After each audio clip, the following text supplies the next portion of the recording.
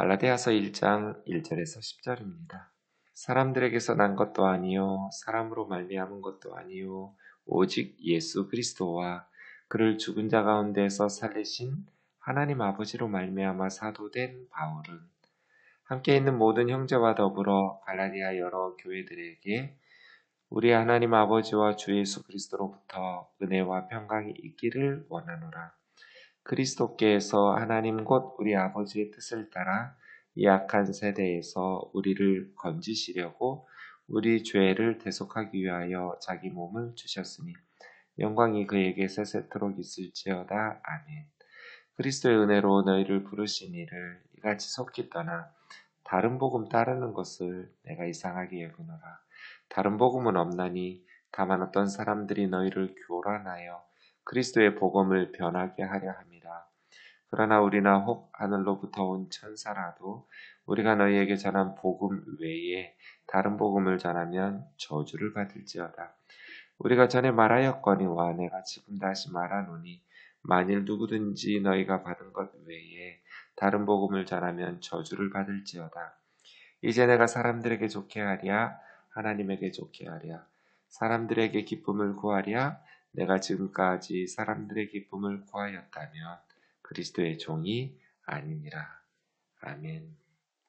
오늘부터 갈라디아서 말씀 묵상할 텐데요.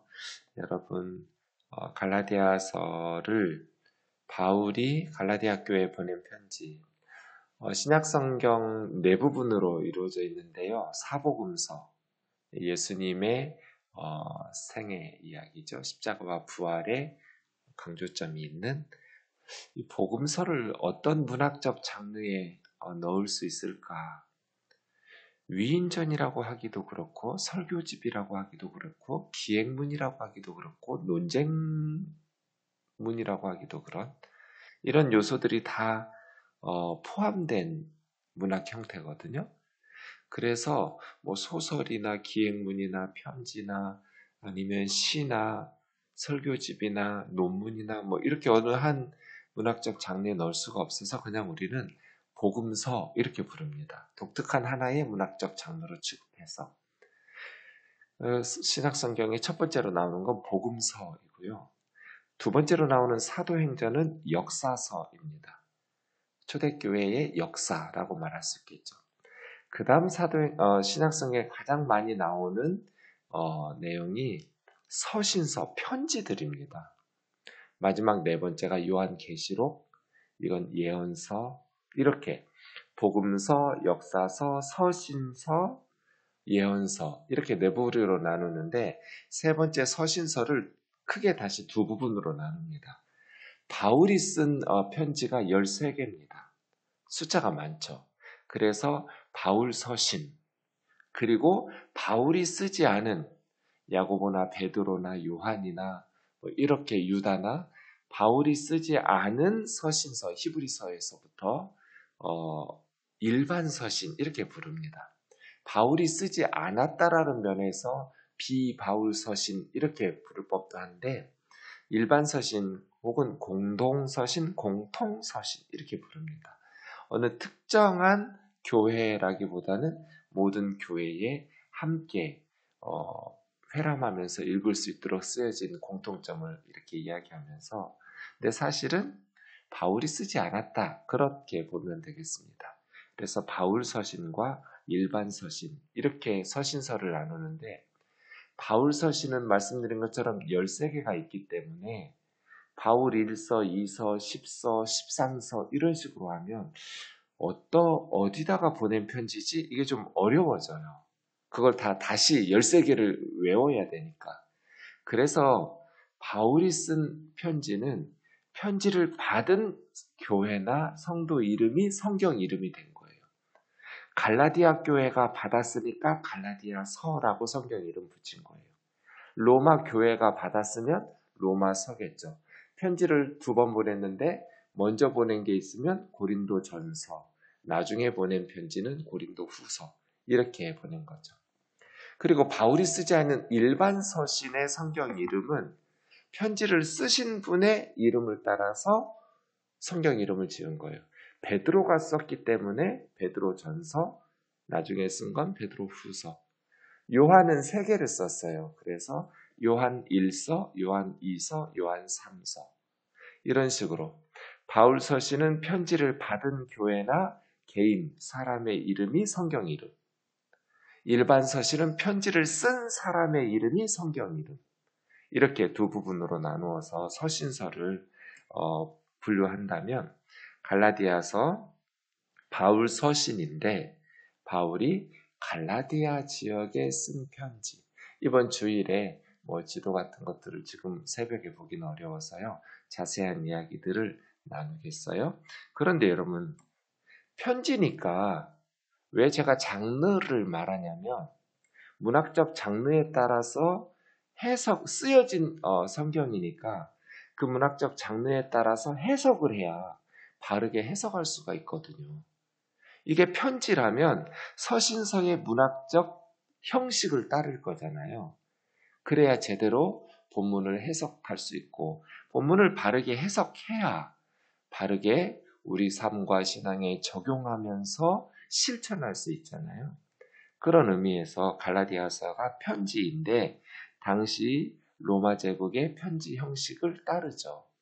우리 같으면 편지 쓸 때 아무개에게, 그 다음에 맨 끝날 때 누구 씀 이런 식으로 받는 사람이 첫 번째 나오고 쓴 사람이 편지 마지막에 나오는데 로마 제국은 그렇게 안 써요. 쓴 사람이 맨 처음 나와요. 그 다음 받는 사람, 그 다음 인사, 그리고 하고 싶은 내용, 그 다음 마무리 인사, 이런 식의 틀을 갖추고 있거든요. 그래서 1장 1절에 누가 썼는지가 나오는 거예요. 보세요.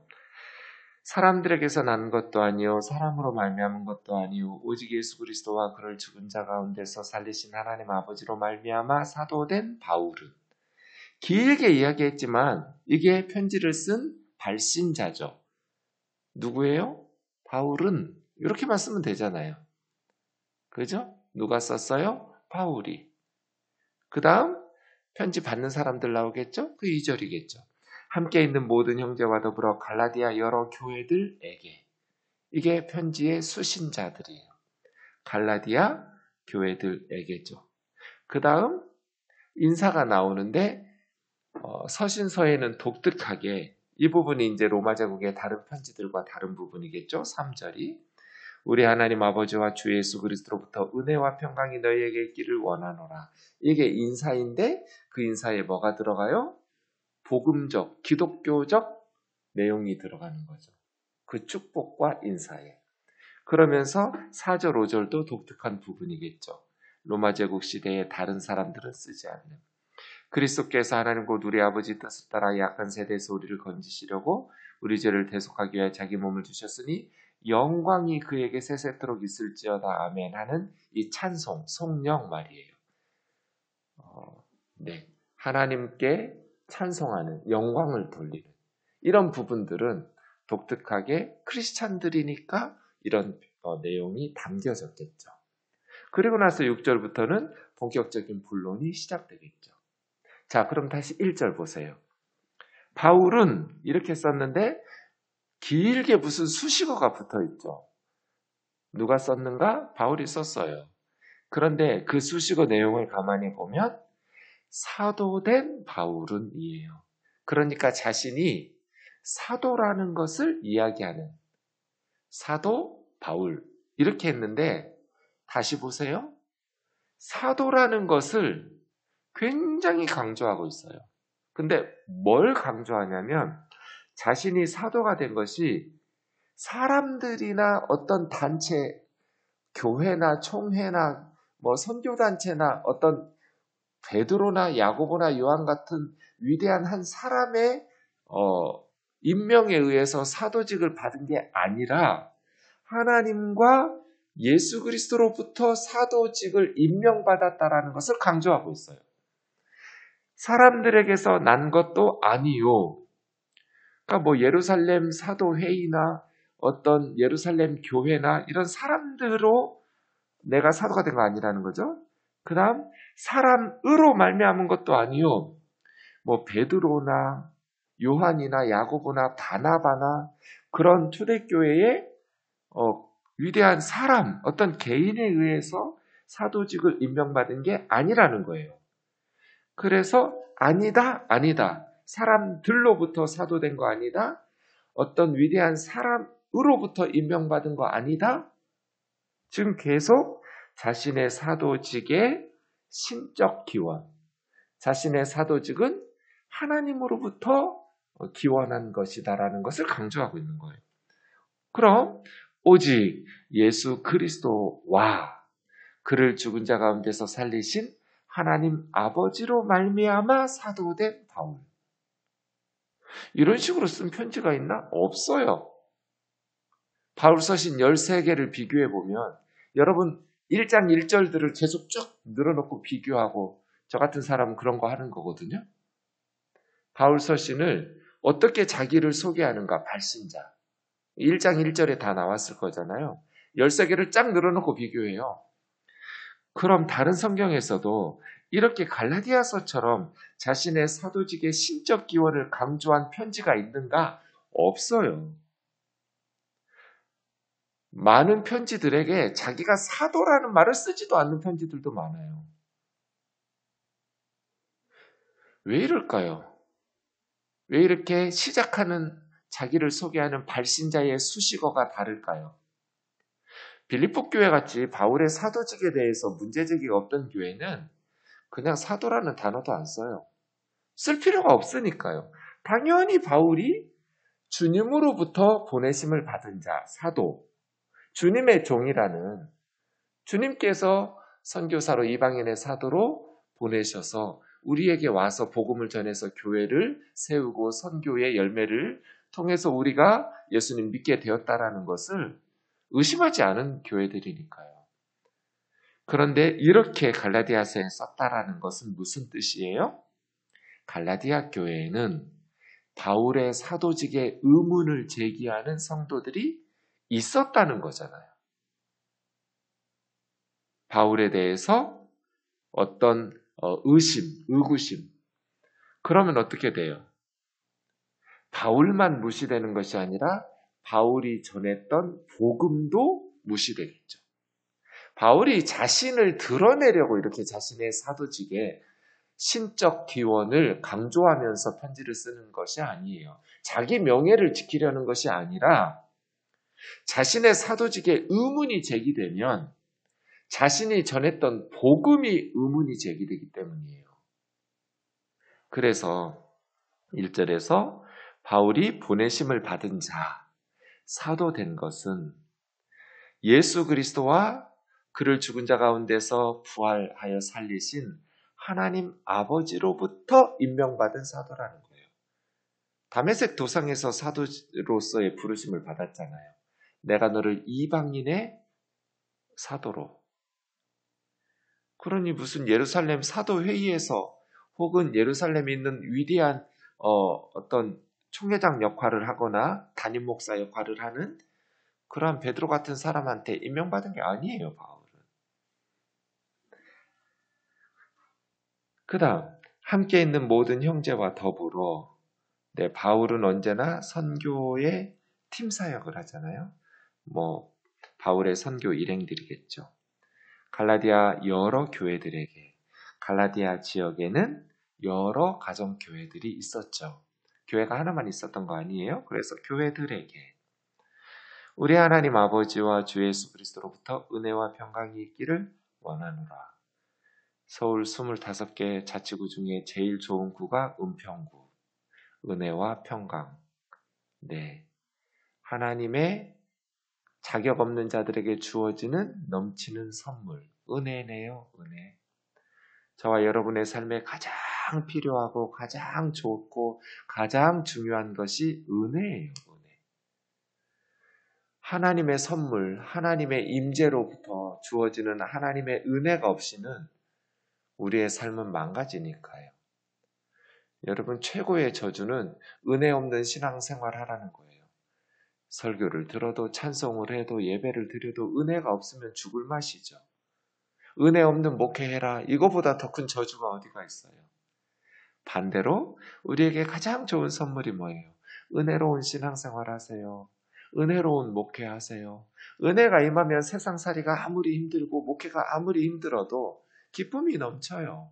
하나님께서 주시는 선물, 하나님께서 주시는 사랑, 긍휼과 자비와 그 풍성한 영적인 은혜들을 주실 때 우리는 세상이 하루하루가 너무 힘들고 어려워도 넉넉히 이길 수 있거든요.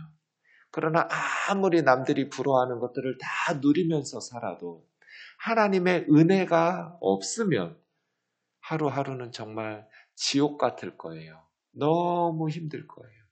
그래서 우리 성도들에게 가장 중요한 것이 뭐예요? 은혜죠. 그 은혜로부터 주어지는 자동적인 결과는 평강이에요. 샬롬이죠. 하나님이 주시는 평강. 그래서 은혜와 평강, 이 두 단어가 복음의 요약이에요. 왜냐하면 하나님께서 주신 가장 좋은 자격 없는 우리에게 주어진 큰 선물이 뭐예요? 예수 그리스도잖아요. 십자가와 부활의 복음이잖아요. 우리가 무슨 자격이 있어서 받는 거 아니잖아요. 하나님께서 선물로 예수 그리스도를 통해서 우리에게 구원의 은혜, 하나님의 자녀와 하나님의 백성된 이 놀라운 은혜를 주셨잖아요. 그로 말미암아 우리가 평화, 하나님과의 화평, 원수되었던 하나님과 평화를 이루었잖아요. 샬롬이죠. 또 하나님과의 관계가 회복되니까 하나님의 사랑을 깨닫고 나니까 우리의 마음의 상처들이 다 회복되고 치유되고 탕자 같은 우리, 고멜 같은 우리를 동구 밖에서 날마다 기다리다가 버선발로 달려가가지고 아버지여 나는 아버지의 아들이라 일컬음을 받을 자격이 없습니다. 이런 식으로 죄고백을 하는데 우리 입을 가로막으면서 거지 몰골로 찾아온 아버지 집에서 잔치를 베풀어 주시고 좋은 옷을 입혀주시고 손에 가락지 끼워주시고 신발 신겨주시고 소 잡아가지고 잔치 베풀잖아요. 이런 엄청난 은혜를 경험하면서 하나님과의 관계가 샬롬, 평화로 회복되니까 그 다음 무슨 일이 일어나요? 사람들 사이에 샬롬이 이루어지죠. 그러면 또 무슨 일이 일어나요? 모든 피조 자연세계와의 샬롬이 이루어지죠. 네. 부모로부터 버림받은 형제가 있어요. 어머니 아버지를 본 적이 없어요. 고아원에 던져지고 너무나 고통스러운 인생을 살았어요. 세상에 대한 원망으로 살았어요. 막 살았어요. 예수 그리스도를 만났어요. 하나님의 사랑을 체험했어요. 예수님의 그 십자가의 뜨거운 사랑으로 그의 모든 마음의 상처와 그 서러움이 다 씻겨졌어요. 어떻게 살겠어요? 그 다음부터 조폭처럼 살다가 천사처럼 살게 되고 이제 복음을 전하는 선교사가 되고 변해요. 사람들이 예수 그리스도 안에서. 이걸 평강이라고 말해요. 그러니 복음의 요약, 신약 성경과 기독교의 요약이 이 두 단어에 있는 거 아니에요? 은혜와 평강. 25개 자치구 중에 제일 좋은 구가 은평구 아니에요? 한자로도 또 똑같아요. 은혜 은자의 평강의 평자예요. 은평이에요. 네. 은혜와 평강. 이것이 뭐 사람의 공로로 얻는 거 아니잖아요. 은혜니까요. 선물이죠. 받을 자격 없는 우리에게 하나님의 그 엄청난 사랑이 뭐 우리 자식들이 무슨 자격이 있어요? 우리 아들로 딸로 태어났다는 것 외에 근데 다른 집 애한테는 주지 않는 엄청난 걸 자녀들에게는 주죠. 은혜로 주죠. 걔들이 무슨 받을 만한 일을 해서 주는 건 아니죠. 하나님으로부터도 그렇죠. 그리스도께서 하나님 곧 우리 아버지의 뜻을 따라 사람들의 계획이 아니었어요. 하나님 계획이었어요. 사람들이 요청한 것도 아니에요. 이 악한 세대에서 우리를 건지시려고 애굽에서 아들 낳으면 죽여야 되는 그런 노예처럼 살던 애굽에서 하나님께서 건지신 것처럼 이 악한 세대, 죄와 사망이 다스리고 있는 사탄의 나라에서 우리를 건지시려고. 왜 우리가 그렇게 살게 돼 있어요? 왜 죽어요? 왜 심판을 받고 죄와 사망의 권세 아래 눌려요? 우리 죄 때문이거든요. 그래서 우리 죄를 대속하기 위하여 자기 몸을 주셨으니 마치 양이나 소나 염소를 속죄 제물로 바치는 것처럼 우리를 대식해서 예수님이 자기 몸으로 우리 죄를 대신하셔서 이 악한 세대에서 우리를 건지셨잖아요. 이게 복음이네요. 영광이 그에게 세세토록 있을지어다. 네, 우리는 다시는 정죄받지 않아요. 왜요? 4절 5절 때문이죠.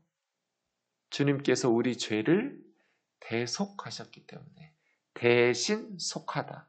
속하다라는 것은 값을 지불하고 노예나 감옥이나 포로로 잡힌 자들을 사서 그때 주는 돈을 속전이라고 해요. 지금은 속하다라는 단어는 어디에 소속됐다라는 의미로만 쓰이지만 우리 한글 성경 번역할 때 속하다라는 동사에는 그런 뜻이 있어요. 값을 주고 사서 자유롭게 하다. 속량, 노비들을 속전을 주고 돈을 주고 사서 양민, 자유인으로 풀어주다. 속량이죠. 속하다라는데 대속이에요. 대신해서 속했어요. 그럼 속전은 뭐예요? 그리스도의 몸이죠. 예수님의 생명을 십자가에 내어놓고 누구한테 주고 산 거예요, 우리를? 죄와 사망과 이 세대에 있는 우리를. 하나님에게 값을 지불한 거예요. 사탄에게 값을 지불하고 사는 거 아니에요? 하나님의 공의로운 심판 앞에 그리스도의 생명을 속전으로 내어놓고 우리를 십자가의 피로 사서 죄와 사망의 권세에서 건지시려고, 그래서 하나님의 자녀로 삼으시려고 우리를 위하여 자기 몸을 주셨으니 영광이 주님께 세세토록 있을지어다. 4절부터 10절까지는 주일 설교 본문이에요. 기도하겠습니다. 하나님 아버지, 갈라디아서를 통해서 우리에게 복음의 진수를 보여주시고 가르쳐 주셔서 감사합니다. 갈라디아 교회에 복음의 본질적인 문제에 의문을 제기하면서 바울과 선교사들이 전해준 복음을 변질시키려는 무리들이 있어 이런 편지들이 쓰여지면서 주 예수 그리스도와 하나님 아버지로부터 사도된 바울이 기독교가 무엇인지 복음이 무엇인지 갈라디아서를 통해서 우리에게 가르쳐주는 편지를 쓰게 되었습니다. 우리는 이 갈라디아서를 통해서 복음의 본질, 기독교의 핵심을 깨닫게 되니 감사합니다.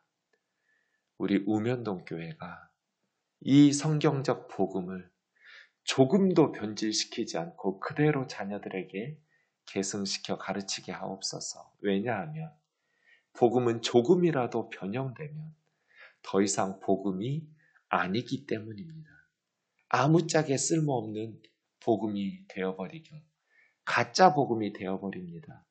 사도들이 전해준 성경적인 복음을 가르치는 교회가 되게 하여 주옵소서. 예수님의 거룩하신 이름으로 기도하옵나이다. 아멘.